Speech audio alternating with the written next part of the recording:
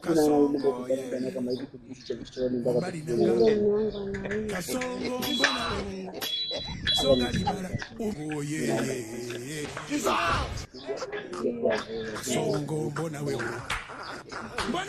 sasa basi mimi na idea kichwani. Si pale kwetu tunauza. Si umeelewa? Wewe mwaka kuuza kununua shilingi ngapi? Kulipa mali shilingi yangu ya kitatu.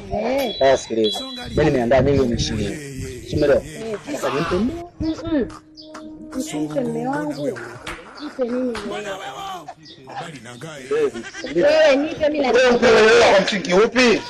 Wewe kwa msingi upi? Wewe tumeo kwenye wewe kwa msingi upi? Wewe ndio toa mahali. Hapa ni faida yako Daudi. Nimetoa mahali ya milioni 300. Nimetoa mahali ya 300. Hujaanzalia hata kichefuchefu una. Bwana wewe bosi tajiri. Sogea kwanza naongea na bosi. Usinibane. Weka humo kwenye namba hii. Mume wangu. Wewe chote tamaa. Wewe nakujua.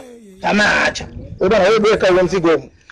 Si milioni 20. Weka humo huyo anakuwa mkeo kabisa. Mkeo huyo. Nakuotesha hapa. Weka ile 20 milioni benki yako.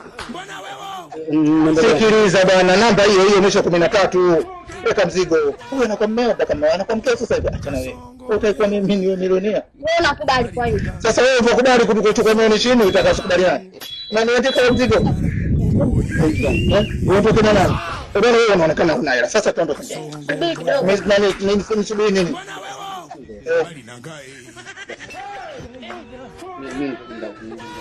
Kumbe ndo unakuwa kunyoga tu wanawake za watu hivyo kwa kuwadanganya. Nyanya.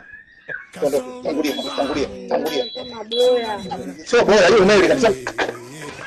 Kama bwana nini hizi plani zetu za plani A za wanaume lazima tuongope kwanza. Hivyo ndio bila wengo mnapatikana kwa bosi. Na napatikana kwa